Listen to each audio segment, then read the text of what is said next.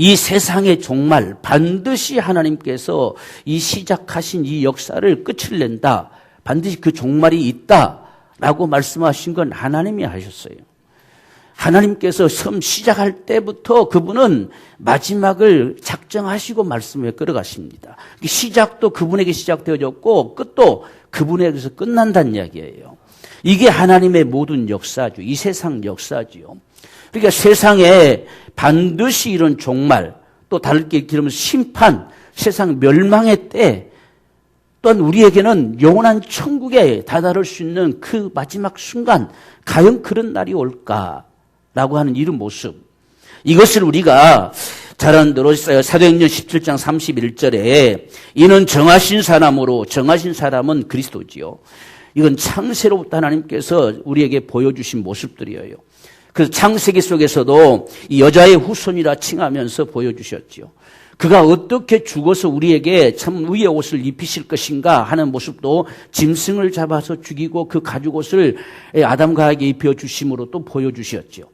정하신 자라는 이야기예요. 정하신 자, 하나님 지목하신 자, 바로 그로 말미암아서 공의로, 천하를 공의로 심판할 날을 이미 작정하셨어요. 이건 하나님의 작정된 겁니다. 그래서 저를 죽은 자 가운데서 그 정하신 사람을 세상에 보내서 죽은 자 가운데서 다시 살리신 것으로, 이건 예수의 죽음과 부활을 이야기하죠. 예수의 죽음과 부활, 이것이 어찌해서 세상에 오셔서 이런 역사가 펼쳐졌느냐. 하나님께서 예수를 어찌해서 죽는 데 내어주시고 그를 죽은 자 가운데 다시 살리셔서 하늘로 올리시느냐. 이게 뭐냐라고 하는 거예요. 이것은 반드시 모든 사람으로 믿어야만 하는 증거를 보여주신 거라는 이야기예요. 그러니까 이는 하나님의 심판이 진실이라는 겁니다. 그게 진실이 아니었으면 우리가 죄인으로 살든 어떻게 살든 상관할 바가 없지요.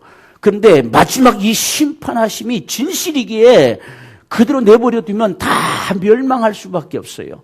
그래서 멸망치 않고 영생 얻도록 예수를 세상에 보내셔서 그를 죽는 데 내어주시고 죽은 자 가운데서 살리셔서 우리의 임금과 주가 되게 하시고, 그리고 모든 사람들에게 이를 믿어야만 산다는 표징을 준 거예요.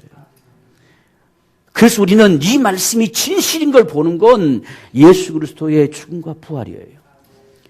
이게 진실이 아니었으면 이 마지막 심판, 이 세상의 종말, 반드시 하나님께서 세상을 공의로 심판하실 날이 진실이 아니면 예수 죽는 일이 없어요. 우리는 이 사실을 봐야 돼요. 그래서 세상에는 반드시 종말이 올 것인데 가장 중요한 문제가 뭐냐? 그분을 주로 믿는 거예요.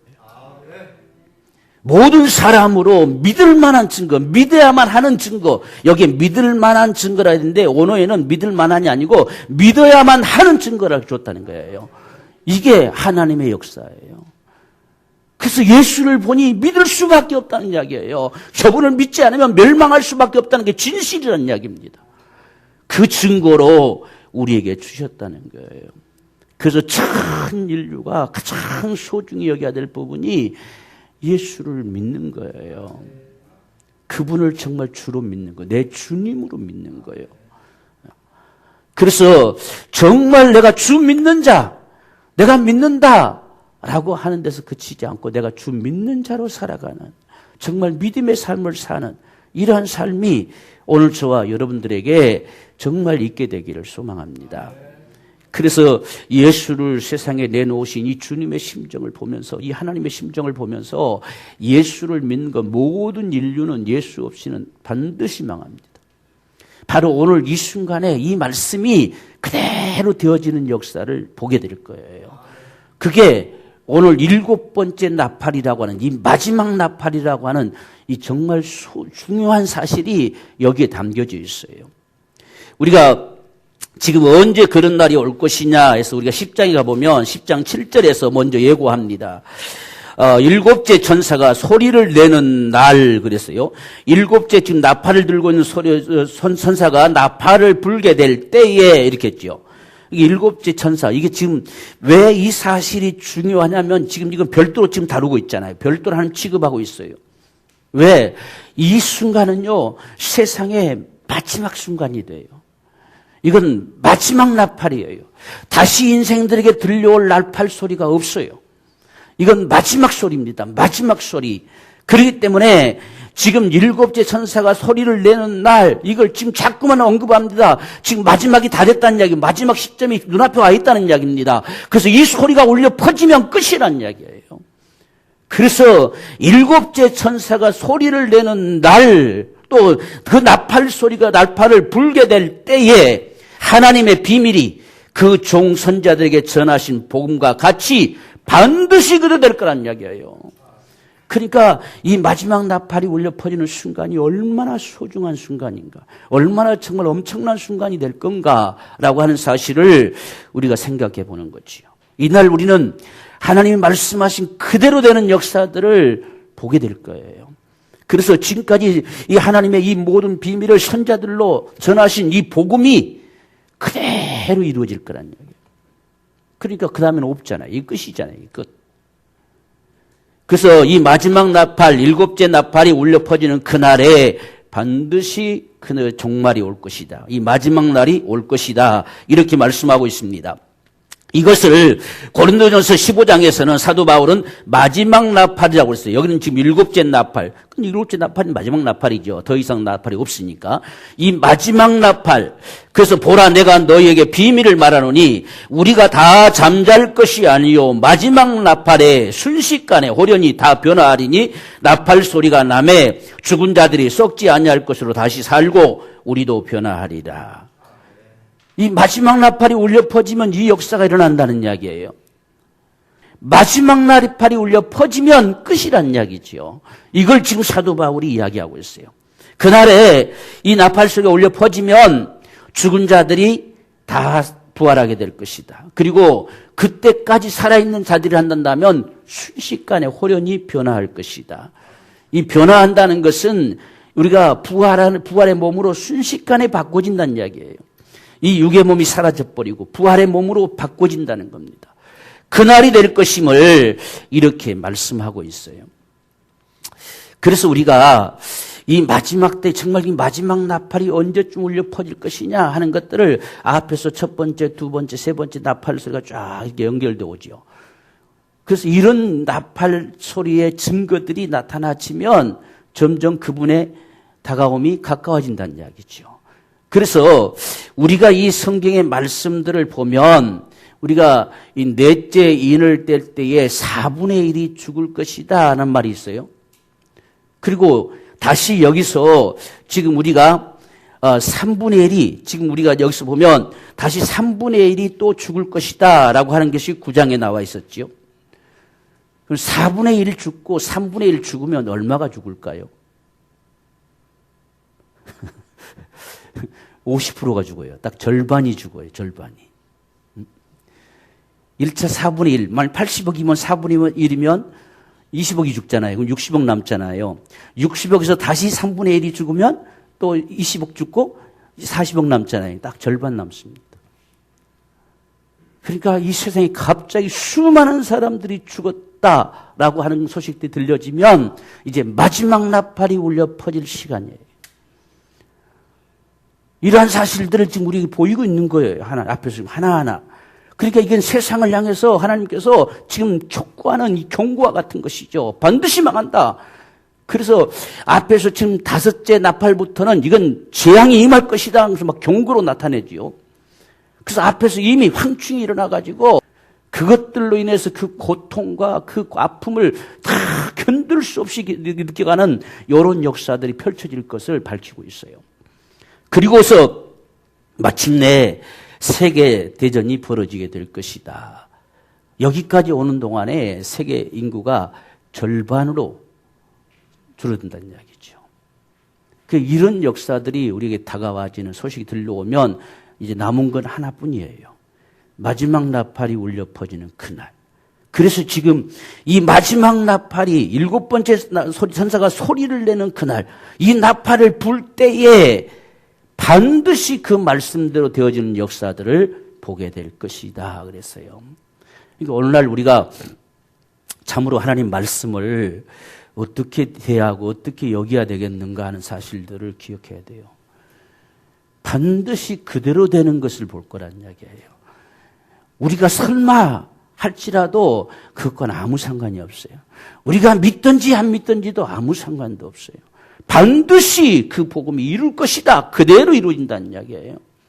우리가 주님께서도 요한복음 12장 48절에서 말씀하셨죠. 마지막 날에 너희를 심판할 일은 따로 있다는 거예요. 그게 누구냐? 내가 너에게 이른 말이 너희를 심판할 것이다. 반드시 이 말씀대로 된다는 이야기예요.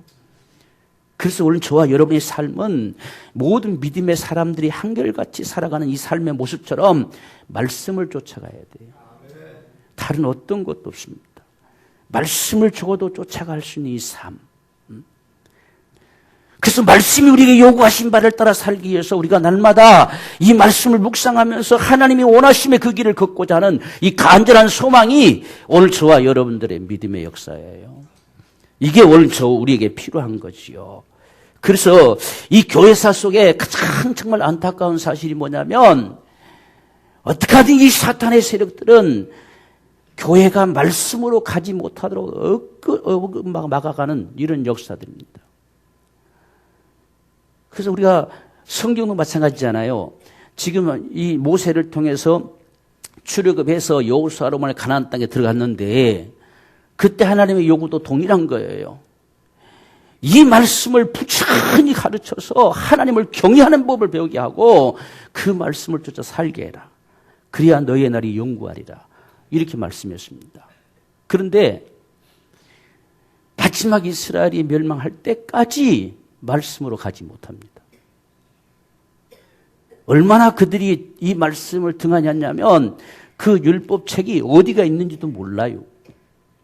그래서 성전을 청소하다가 한쪽 귀퉁이에 박혀 있는 이 율법책을 찾아내는 거예요. 오늘 우리는 혹시 성경을 그렇게 대하고 있지 않나는 얘기예요. 그래서 요시야 시대의 모처럼 그걸 찾아내지요. 아름다운 성전은 지어놨고 정말 어마어마한 이 지혜를 가진 솔로몬이 등장됐어도 말씀이 온데간데 없어져 버렸어요. 그래서 매년 정말 온 백성들을 다 모아서 이 말씀을 낭독시키고 이 말씀을 정말 알게 하고 정말 이게 하라고 했는데 또 집에서는 자녀들에게 부지런히 가르치라 했는데 온데간데 없어요. 그래서 이스라엘 백성들이 망하는 거예요. 그 다음에 다시 포로에서 돌아와가지고 에스라가 다시 말씀 운동을 일으키죠. 그때서 비로소 말씀에 돌아가면 그들이 울어요. 우리가 지금 뭐 했느냐, 무슨 짓을 하고 살았느냐, 하나님을 잊어버리고 살았다는 사실을 비로소 그래서 알아요. 그래서 요시야 때도 마찬가지고 지금 에스라 때도 마찬가지고 말씀으로 그들 부를 때는 참 눈물을 흘리며 주님께 돌아갑니다. 이런 모습이 나타났어요. 그런데 다시 신구약 400년사가 지나오고 예수님 당시 왔을 때 말씀이어도 온데간데 없어요. 예수님 메시아가 나셨는데 지금 메시아가 나셨다는 소식을 전에 들은 이 제사장들이나 바리새인들 뭐 할 것 없이 그분을 찾아 나서는 자가 없어요. 그냥 양치는 목자들이나 이런 자들이 정말 하나님 불러들여서 확인하게 하신 거지요. 증거를 삼는 거지요. 말씀이 없어요. 그러다가 다시 초대교회에 이 복음이 증거되어지고 말씀을 끊임없이 가르쳐가고 이렇게 했는데 이것이 다시 카톨릭화 되는 순간부터 성경을 다 불살라버렸어요. 사탄은 말씀으로 가지 못하게 하는 것이 그들의 계략입니다. 다른 건 멋대로 해도 다 내버려둘지라도 말씀으로 가지 못하게 하고자 하는 것이 바로 이 사탄의 계략이에요. 오늘 저와 여러분들이 정말 이 시대를 살아가면서 지금 요 보세요. 마지막 나팔이 울려 퍼지면 선자들을 통해서 전하신 이 복음과 같이 그대로 될 거란 이야기예요. 그러니 얼마나 이 엄청난 사실이에요. 그래서 오늘 우리가 참으로 말씀을 사랑해야 돼요. 말씀을 정말 소중히 여겨야 돼요. 그래서 말씀에서 우리가 읽어보면요, 이런 말씀 읽으면 막 우리에게 하나님이 감동해 주셔요. 읽으면 우리에게 깨닫게 하셔요. 읽으면 우리에게 주님께 돌이키게 하셔요. 읽으면 그분 따라갈 수 있는 삶을 자꾸만 우리에게 하나님 은혜를 주셔요. 여러분들이 한 번 읽고 두 번 읽고 세 번 책 읽어보세요. 읽으면 읽을수록 우리가 그분께로 가까이 가는 거예요. 그래서 이 마지막도 말씀을 읽고 듣고 지키는 자는 복이 있다는 거지요. 반드시 복이 있다는 거예요. 지금 이 초대교회나 이런 때들은 우리는 그 시대의 상황을 모르고 또한 그 역사를 잘 모르니까 오늘 우리에게 이런 설교가 필요한 거예요. 근데 그 시대 사람들은 읽으면 아는 거예요. 이걸 읽으면 무슨 말씀인지 그들은 알아듣는다는 사실이에요. 지금 그들의 삶에서 목격한다는 이야기예요. 우리도 얼마 있으면 실제 목격하게 되겠지요. 바로 이런 모습들이 마지막 나팔이 울려 퍼지면 일어난다는 이야기예요. 그래서 이 마지막 나팔의 일곱째 나팔이라는 말을 자꾸만 이렇게 참 하나님께서 소중하게, 주님께서 소중하게 다루는 이유가 뭐냐면 이건 마지막 기회라는 이야기입니다. 더 이상 기회가 없어요. 우리가 10장 4절 보십시오. 일곱 우레가 발할 때에 내가 그 기록하려고 하다가 곧 들으니 하늘에서 소리가 나서 말하기를 일곱 우레가 말한 것을 인봉하고 기록하지 말라 그랬어요. 이젠 더 이상은 아니에요. 더 이상 감춰버려요. 더 이상 기회를 주지 않아요. 그래서 감춰버려라 이렇게 말씀합니다. 그러니까 일곱 나팔이 울려 퍼질 때요, 갑자기 막 이런 역사가 일어날 때 이게 뭐냐, 이게 몰라요. 들은 적이 있어야죠. 감춰버리라는 이야기예요. 이게 끝이라는 이야기예요. 더 이상 기회가 없다는 이야기입니다. 지금 우리가 앞에서 봤잖아요. 더 이상 회개치 아니하더라 했잖아요. 끝난 거예요. 기회가 끝났어요. 그러니까 마지막 이 순간은 지금 이걸 지금 요한이 그 우리 같은 소리가 들려지는데, 이 엄청난 소리가 들려지는데 그걸 기록하려고 하니까 기록하지 말라는 이야기예요. 딱 봉해버려라는 이야기예요. 왜? 더 이상은 이제 알릴 소리가 없어요. 더 이상 알리지 않겠다는 거예요. 더 이상 기회를 주지 않겠다는 겁니다. 이게 끝났다는 이야기지요. 그래서 그렇게 하시면서 6절에 창조하신 일을 가리켜 맹세하여 가로되 지체하지 아니할 것이다. 반드시 신속하게 이 일을 이룰 것이다. 이렇게 말했어요. 그러니까 지금 요한은 들었지요. 요한은 그게 무슨 소리인지 들었기 때문에 기록하려고 하니까 기록하지 말라. 덮어놔라 하겠어요. 그러면서 이것은 반드시 속히 될 거라는 거예요. 지체하지 않고 이루어질 것이다. 이렇게 말씀했습니다. 자, 그래서 세상을 향해서는 이 날을 멸망의 때라고 밝히고 있죠. 우리가 11장 18절에 보면 이방들은 무슨 일이 벌어진 건지 알지 못하니까 도대체 이게 뭐야 하고 막 분노하고 야단나지요. 그래서 이방들이 분노함에 주의 진노가 임하여 죽은 자를 심판하시며 종선자들과 성도들과 또 물론 대수하고 주의 이름을 경외하는 자들에게 상 주시며 또 땅을 망하게 하는 자들을 멸망시킬 때로소이다 그랬어요. 이게 멸망시킬 날이에요. 이제는. 이제 이 나팔이 울려 퍼지면 세상은 멸망으로 가요. 다른 어떤 기회가 주어지지 않습니다. 마지막 멸망으로 가고 끝나는 거지요. 그래서 지금 이 마지막 나팔을 불기까지요, 하나님이 참 마음이 애가 타시고 안타까운 이 심정을 나타내 보여주는 모습을 우리가 여기서 볼 수가 있어요. 그냥 나팔 불어버리면 끝나잖아요. 이건 더 이상 기회가 없어요. 이건 끝나는 거예요. 이건 교회고 세상이고 마지막 기회예요. 마지막 순간이에요. 그러니까 지금 사도 바울도 마지막 나팔이다 이렇게 하는 거예요. 이 나팔 소리가 울려 퍼지면 다른 나팔 소리도 들릴 소리가 없어요. 끝난 거예요. 우리가 적어도 주님 다시 오시면 우리가 주님 공중으로 다 휴거되어서 들림받아서 주님을 배울 것이다 그냥 막연하게 생각할 것이 아니라 그날은 마지막 순간입니다. 더 이상 기회가 주어지지 않는 순간. 그러니까 하나님께서 지금 이 마지막 나팔이 울려 퍼지면 반드시 이렇게 될 것이다 해놓고도 지금 자꾸 다른 일을 하고 계시는 거예요. 왜? 혹시라도 한 사람이라도 더 돌아오게 할 수 있을까 싶어서. 이게 하나님의 애타는 심정이고 그분의 간절한 소망이에요. 그래서 우리가 11장 1절 보십시오. 또 내게 지팡이 같은 갈대를 주며 말하기를 일어나서 하나님의 성전과 제단과 그 안에서 경배하는 자들을 청량하되 성전 밖마당은 청량하지 말고 그냥 두라.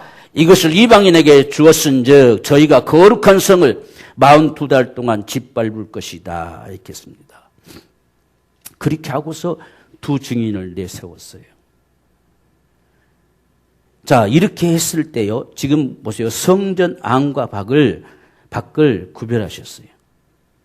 지금 여러분들이 지금 하나님께서 지금 해 가시는 이 심정을 한번 생각해 보세요. 주님이 지금 마지막 나팔이 울려 퍼지면 끝인데 그 끝이 오기 전에 지금 이 일을 행하고 계시는 주님의 그 심정을 한번 생각해 보세요. 성전 안에 담겨진 자들이 누구냐 한번 살펴봐라. 제발. 그들이 도대체 얼마 되는지 한번 청량해봐라.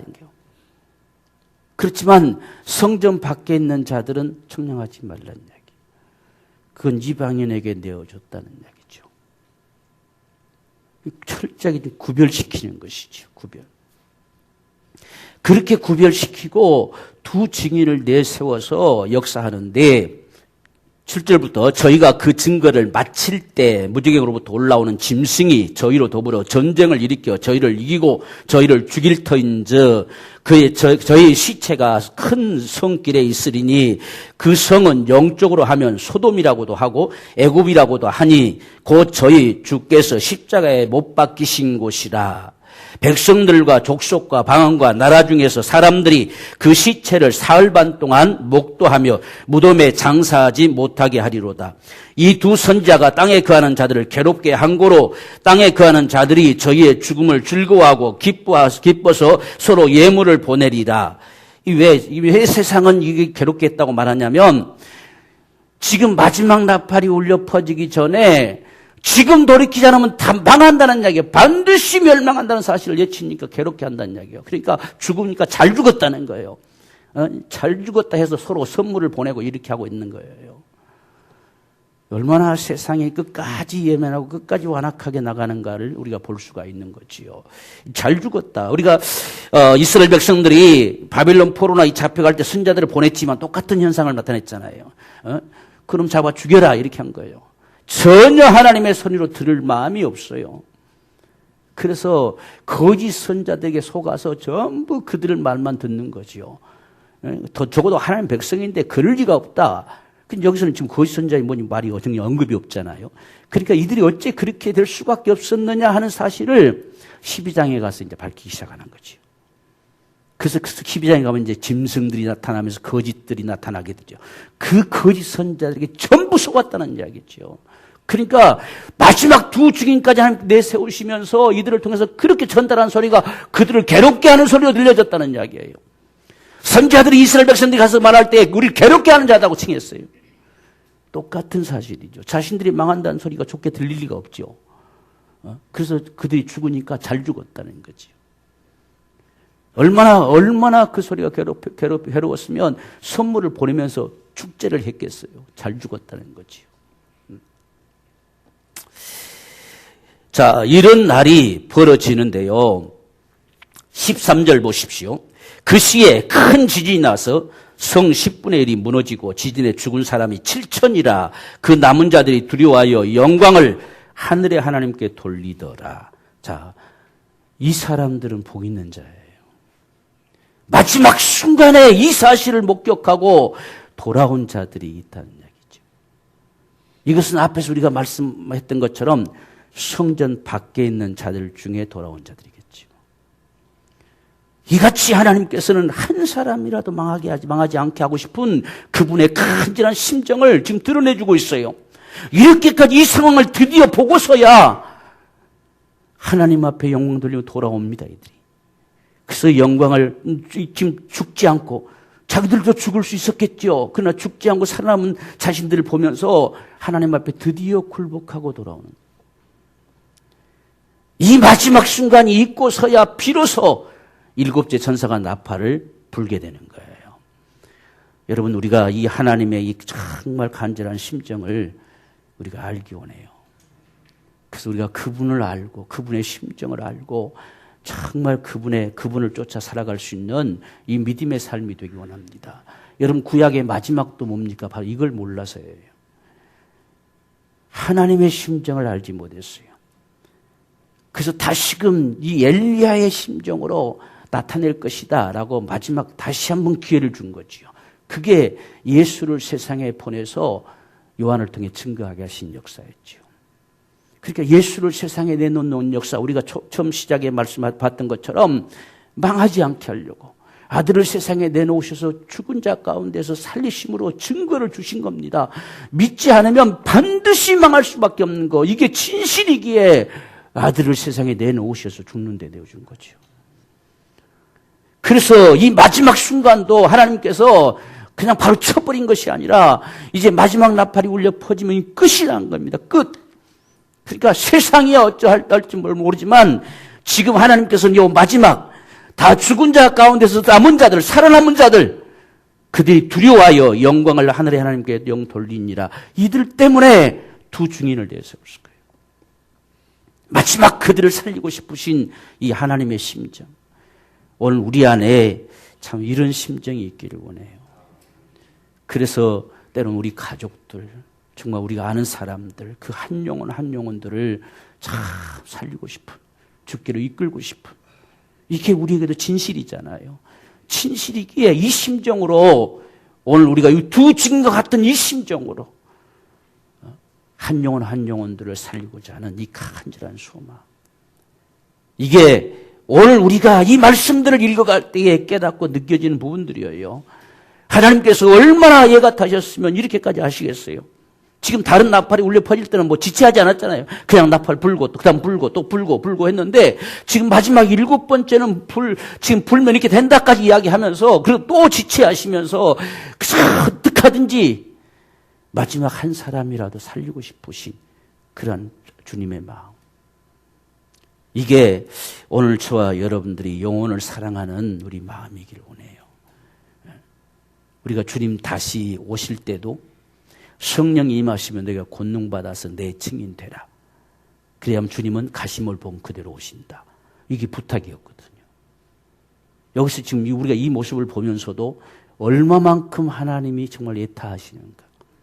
베드로 후서에도 이 말씀이 똑같은 사실을 증거하지요. 하나님이 그 약속이 엉터리가 아니라 참아 기다리신 것은 한 사람이라도 더 회개하고 돌아오기 전 기다리시는 이 주님의 심정 때문에 오늘날까지 오고 있는 거예요. 만약 그렇지 않았으면 벌써 끝났겠지요. 그러니까 지금 똑같은 그 심정을 지금 여기서도 나타내주고 있어요. 반드시 마지막 나팔이 울려 퍼지면 이렇게 된다? 그렇게 예타게 해가는 모습. 그러면서도 또 뭐 두 증인 내놓으면 여기다 내놓으면 여러분 살겠습니까? 죽지요. 그러니까 죽임을 당할 수밖에 없어요. 그리고 죽여놓고 시체도 못 치우게 합니다. 본보기로 보여준 거예요. 본보기로. 그러니까 하늘에서 막 지진 낼 사람 치는 거지요. 그 증거를 삼아서 마지막 요 남은 자들 이들이 돌아오고 있다는 이야기예요. 참 이게 눈시울이 참 적셔지는 상황이지요. 이렇게까지 하나님께서 우리를 향한 사랑을 나타내 주시는 이 심정을 우리가 본다면 오늘 우리 자신들이 참 그분께를 향해야 돼요. 그게 오늘 우리 신앙의 삶의 모습들이죠. 이게 필요한 거죠. 우리는 주님에게 상관이 없어요. 주님에게 우리의 마음이 없어요. 바로 이런 모습들을 그냥 아무렇지 않다고 다 생각하고 그냥 살아버려요. 그런데 우리가 이런 모습을 볼 때에 오늘 우리를 바라보시는 주님은 어떨까? 참 이런 심정을 가지고 우리가 주님께로 참 돌이키는. 그래서 7 교회들을 향해서 예타게 말씀하신 것은 그저 회개하라, 돌이키라 그러자 막 예타게 말씀하잖아요. 그래야만이 마침내 하나님 보지 않게 될 것이다. 그렇게 예타게 이야기하잖아요. 우리가 이걸 지금 알고 이제 2장 3장에서 7 교회를 봐야 그 심정이 들려지는 거지요. 그 예타는 심정이 와닿기 시작하는 거예요. 도대체 그분이 거기서 돌이키라고 정말 주님의 교회로 서기를 간절히 갈망하는 그 예타는 심정이 비로소 우리에게 더 크게 들려지는 거예요. 그래서 지금 우리가 그걸 놓고 지금 보아가는 거예요. 도대체 하나님께서 무엇을 말씀하셨던 것인가 하는 사실들. 오늘 우리가 정말 다른 사람의 영혼도 우리가 정말 주님의 심정으로 살리기를 간절히 소망하는 이러한 간절한 마음. 또 더 나아가 우리 자신들도 성전 안에, 적어도 성전 안에 담겨진 자들이 되자. 여러분, 성소 안에 담겨진 자들은 하나님의 수종들은 자라겠어요. 하나님을 섬기는 사람들이에요. 하나님을 섬기는 사람들. 가장 기본적으로서는 예배자. 예배자는 지성소 안에 담겨진 모습과 같은 것이 예배라 했잖아요. 그래서 성전 안에 있는 자들만 청량하라는 거예요. 그게 주님의 기대지요, 기대. 그 안에 제사장들이 있죠. 그 안에 수종들이, 여인들이 있어요. 그래서 성전 안에서 수종들은 그 여인들의 녹고를 가지고 물두멍도 만들어라는 이야기예요. 그 물두멍에 손발을 씻을 때마다 성전의 수종들은 자들을 생각하는 거예요. 바로 그것이 우리의 갈망이고 소망이에요. 우리도 정말 일생에 주님을 섬겨 살아가고 싶은 이 간절한 소망, 그 거룩한 자의 모습으로 우리가 손발을 씻는 거예요. 그게 다 하나님께서 그렇게 다 그걸로 만들어 하신 이유가 그렇게 있는 거예요. 그래서 성전 안에 담겨진 자, 적어도 저와 여러분들은 성전 안에 담겨진 자. 여러분, 우리가 이 말씀들을 들어가면서 우리 자신 하나하나 점검해 볼 필요가 있어요. 사도 바울도 이야기하잖아요. 너희가 믿음 안에 있는가? 스스로 점검해 봐라. 스스로 너희 자신들을 시험해 봐라. 본인이 알 수 없다면 그럼 불합격자다 이렇게 이야기했어요. 무엇으로 우리가 알 수 있느냐? 말씀으로 보증될 때 알 수 있잖아요. 내가 진짜일까? 가짜일까? 아마 진짜겠지? 이게 아니고 말씀 앞에 내가 순복할 때에 이게 진실이 되잖아요. 우리가 그런 신앙의 삶으로 돌이키는 거. 그래서 읽고 듣고 지키는 자, 이 지켜 행하는 자, 그들이 복이 있다는 거예요. 우리가 이런 말씀을 들으면서도 전혀 감각이 없다면 안타까운 거지. 그래서 이런 주님의 심정을 오늘 저와 여러분들에게 나타내 보여주고 있습니다. 그래서 드디어 이제 나팔이 울려 퍼져요. 자, 15절에 일곱째 천사가 나팔을 불매 드디어 나팔 소리가 들려집니다. 큰 음성이 나서 가로되 세상 나라가 우리 주와 그리스도의 나라가 되어 그가 세세토록 왕노로 다스리로다 이렇게 했어요. 여러분, 우리가 지금 여기서 우리가 볼 수 있는 부분들이 뭐냐면 좀 전에 우리와 같은 소리가 들려져 왔을 때 기록하려고 하니까 기록하지 말아 해버렸잖아요. 지금 그래서 자세한 내막이 여기에 기록되지 않아요. 나팔이 울려 퍼질 때에 사도 바울이 이야기했던 것처럼 호련히 우리가 변화되어지고 죽은 자들이 일어나고 이런 사실들이 전혀 언급이 안 돼요. 안 되고 벌써 결론이 나고 있어요. 지금 보세요. 그리스도의 나라가 지금 이 세상 망할 세상이 그리스도의 나라가 돼버렸어요. 이건 그분이 오셨다는 증거잖아요. 지금 그분이 임하셨다는 거예요. 그래서 세상 나라가 우리 주와 그리스도의 나라가 되어 그가 세세토록 왕노로 다스리로다. 이 결론을 이야기해 버렸어요. 도대체 무슨 일이 어떻게 벌어지는데 이런 날이 오느냐? 이것을 우리가 구약의 선자들은 마지막 천년왕국이라고 하는 이 세계를 두고 주께서 다스리시는 나라가 될 거라 이렇게 얘기했거든요. 근데 지금 요 일곱째 천사 나팔을 보는 순간에 모든 게임이 끝났어요. 모든 걸 탁 처리 끝났어요. 그리고 주께서 다스리시는 나라가 된 거예요. 이건 끝났다는 이야기예요. 다 끝나버렸다는 이야기죠. 그게 무슨 일이 도대체 벌어진 거예요? 어떻게 된 거냐? 이게 도대체 어떻게 된 거냐는 이야기죠. 이런 물음이 나올 수밖에 없죠. 세상은 온전히 와구성치겠죠. 야, 도대체 무슨 일이 벌어진 거냐? 어떤 사건이 도대체 벌어진 갑자기 하늘이 막 이상한 소리 내고 이렇게 하더니 도대체 뭐가 어떻게 된 거냐? 알 수가 없지요. 그래서 그 사실을 다시 적나라하게 펼쳐가는 것이 12장, 13장, 14장. 그리고 이 한마디의 결론이 15장에서 다시 쫙 펼쳐져 나오는 거예요. 그래서 12장부터 15장까지가 쭉 나가는 겁니다. 만약에 자세히 기록했으면 여기서 일곱 천사 나팔을 불매 하늘에 천군 천사가 나타나지고 이 데살로니가 전서 4장에서 말씀하시는 사도 바울이 말했던 것처럼 그 모습이 펼쳐졌겠지 여기서. 근데 기록하지 말라 해버렸어요. 그러니까 결론밖에 말할 수가 없잖아요. 그래서 이 상황이 바로 이렇게 기록이 되는 거예요. 자, 우리가 이 같은 사실에 대해서 지금 데살로니가서 4장을 보면 16절 17절에 주께서 호령과 천사장의 소리와 하나님의 나팔로 친히 하늘로 쫓아 강림하시리니 그리스도 안에서 죽은 자들이 먼저 일어나고 그 후에 살아남은 자가 저희와 함께 구름 속으로 끌어올려 공중에서 주를 영접하게 하시리니 그리하여 우리가 항상 주와 함께 있으리라. 이 사실이 감춰진 거예요. 여기서. 기록이 안 된 거지. 그래서 바로 그리스도의 주와 그리스도의 나라가 되어서 세세토록 왕노릇 하시리로다. 이렇게 결론이 나버렸어요. 이 사실을 목격한 자들 지금 벌써 24장 다시 천상의 모습처럼 펼쳐지잖아요. 5장에서 밝혔던 4장 5장에서 밝혔던 천상의 모습처럼 다시 펼쳐지면서 24장들이 엎드려 얼굴을 대고 하나님께 경배하여 가로되 감사하옵나니 옛적에도 계셨고 시방도 계신 주 하나님 전능하신 이여 친히 큰 권능을 잡으시고 왕노릇 하시도다.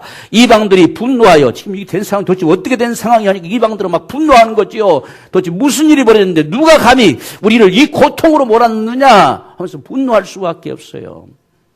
이제 이방인들에게는 남은 건 심판의 때밖에 아니란 이야기예요. 그리고 우리에게는 상주심의 때가 된 거지요. 하나님은 다 상주심의 때. 그리고 세상을 지금까지 멸망케 하는, 망하게 하는 자들을 멸망시킬 때. 이 망하게 하는 자는 원수 마귀와 그다음 모든 적그리스도와 이 거짓 선자들, 이단의 세력들, 사람들을 미혹하는 모든 세력들. 이들을 다 멸망시킬 때로 소이다. 이렇게 했어요. 끝났다는 이야기잖아요.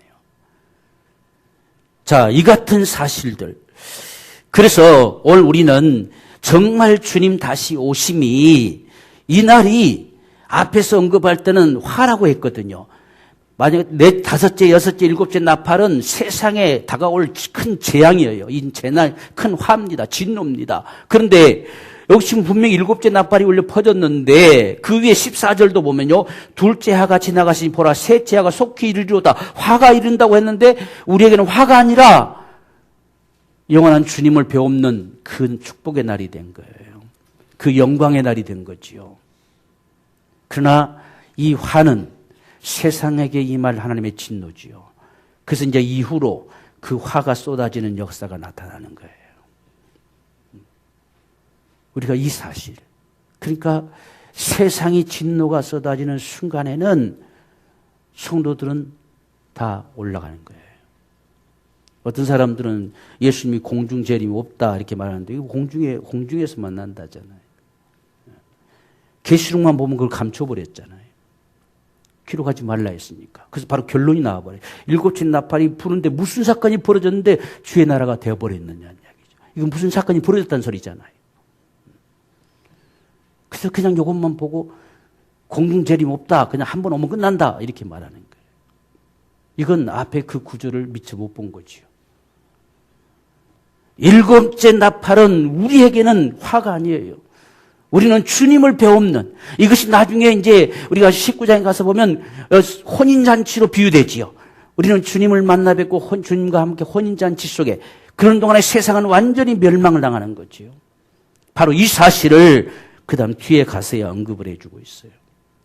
그래서 오늘 저와 여러분들이 반드시 이 세상이 마지막 망하기 전 하나님의 진노가 쏟아부어지기 전에 주님이 오십니다. 이걸 데살로니가 후서에서는 2장에서는 반드시 그날에 무슨 일이 벌어질 것이냐? 적그리스도가 나타나리라 했어요. 그러니까 이날 이 사건이요. 여기서는 지금 우리 딱 이 교회 성도들을 향해서만 딱 기록하고 있는 거예요. 이 상황이 어떤 일이 감히 세상에 벌어지길래 세상이 아우성이고 세상이 분노하고 이렇게 야단이냐 하는 사실들을 이제 12장부터 밝히는 거예요. 그 엄청난 사실이 밝혀지 세상이 요동치는 거죠. 거기 누가 등장되느냐? 온천을 깨는 자와 같은 용이 등장되고 짐승이 나타나기 시작하지요. 거기에 또 다른 짐승이 또 나타나기 시작하지요. 그래서 이 적그리스도와 거짓 선지자들 결국은 이들의 세력들 때문에 전부 세상이 망하게 됐다는 사실이에요. 그걸 밝히고 있어요. 그래서 오늘 저와 여러분들이 정말 마지막 나팔이 울려 퍼지면 이 데살로니가전서에서 말씀하는 역사대로 이날은 감추어지는 날이 아니에요. 그러니까 만약에 불신자들이 볼 때는 갑자기 나타났잖아요. 갑자기 하늘에 엄청난 역사가 나타나잖아요. 요즘은요, 뭐 이런 미디어나 매스컴 시대 이런 모바일 시대 이런 게 발달돼 있기 때문에 나타났다는 순간에 전 세계가 알게 돼요. 어떤 사람은 어떻게 다 오는 걸 봐요? 그건 지금 오늘 우리가 뭐 다 전 세계 어떤 일이나 다 한눈에 보잖아요. 한눈에 봐. 만약 하늘에 그런 역사가 나타났는데 온 세계가 중계하지 않겠어요? 어마어마한 사건들이 벌어지죠. 요즘 전쟁이라 전쟁통에도 기자들 들어가서 막 중계하잖아요. 근데 이건 세상에 엄청난 일이 벌어지는데 한눈에 보지 않겠냐는 얘기예요.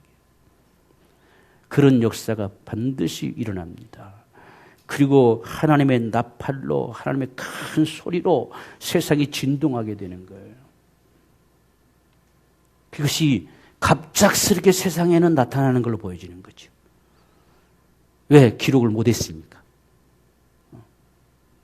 그래서 여기에 지금 사도 바울이 언급했던 말씀처럼 이런 말이 언급이 없어요. 그런데 우리가 15장에 가보면 벌써 이날 사건 이후로 갈라져 버렸어요. 가운데 불이 섞인 유리바다가 있고 건너편에 건너간 사람들, 이쪽에 있는 사람들. 나중에 누가 진노를 받니 이쪽에 건너가지 못한 요들이 철저하게 진노를 당하는 거예요. 벌써 굴비들이 있어요.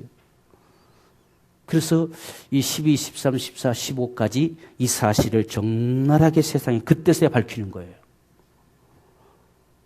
그러니 얼마나 정말 어안이 벙벙하겠어요. 이런 사실을 전혀 몰랐다는 얘기죠. 오늘 저와 여러분들에게 이런 날은 반드시 있습니다. 그래서 우리가 정말 예수 믿는 건 하나의 세상에서 종교의 선택이 아니에요. 영원히 사는 영생의 길입니다. 영원히 사는. 오직 세상에 우리가 믿고 살아야 될 분은 하나님 외에 없어요. 세상의 모든 잡다한 우상들은 전부 인생들을 미혹해 하는 다 거짓 것들이에요. 그 망하는 길입니다. 망하는 길. 우리가 첫째인을 뗄 때 보세요. 이 미혹하는 자가 나타나잖아요. 그것 때문에 세상은 온통 다 쑥대밭이 되고 망하는 거예요. 거짓에 다 망하는 것이죠. 그래서 우리는 정말 훗날 주님 앞에 설 이 날을 생각하면서 이날 우리의 몸이 부활의 영광을 가지고 주님을 배울 수 있는 그날 마지막 우리 몸이 부활하는 그 순간 모든 것은 마무리되는 거예요. 우리는 부활한 그 모습으로 영생해요. 근데 그 부활의 영광이 다를 것이라고 고린도전서에는 표현해요. 그때는요, 천국에는 화장품이 없어요. 예쁘게 꾸미려고 해도 꾸며지지가 않아요. 그러니 지금 살았을 때, 육체의 시간들이 있을 때에 우리가 썩어질 것으로 심고 썩지 아니할 것으로 거두는 이 순간들이 참 소중한 거죠. 그날은 바꿀 수가 없어요. 그 모습으로 영원히. 그래서 지금 우리가 육체를 가지고 있는 이 순간, 이 육체의 삶은 심는 거예요. 그 부활의 영광을 위하여 심는 것입니다. 심은 대로 거둘 것이라는 거예요. 우리가 어떻게 주님을 섬겨 살아가느냐에 따라서 그대로 부활의 영광을 가져오게 될 것이다. 그래서 이 땅에 우리가 주님을 섬겨 살려고 하는 거예요. 우리가 이런 믿음의 삶, 이러한 삶을 우리가 승리하기 위해서 저와 여러분들에게 기도라고 하는 게 절실하게 필요하지요. 기도는 전투예요. 싸움입니다. 우리가 이기기 위해서, 승리하기 위해서, 이런 삶을 우리가 누리기 위해서 주님 앞에 끊임없이 기도하기에 마지막 종말에, 마지막 날에 반드시 깨어 기도하라. 이걸 자꾸 요구하셨던 거죠. 그래야 우리가 이길 수가 있어요. 그렇지 않으면 자꾸 우리가요, 안일해져 버려요. 어느샌가 무덤덤해져 버려요. 그래서 기도는 깨어있는 삶이다. 성경이 표현해요. 기도는 깨어있는 거예요. 우리가 기도하면 주님을 찾잖아요. 그분을 찾고 그분에게 감동되어지고 다시 그분의 은혜를 얻고 다시 힘을 얻고 그분을 향해서 가잖아요. 그래서 이 마지막 때는 더더군다나 기도가 절실하게 필요한 때입니다. 오늘 저와 여러분의 삶이 이 훗날 주님 다시 오시는 그날 정말 공중에서 주님을 배웁는 우리 모두가 되어지기를 주님으로 축원합니다.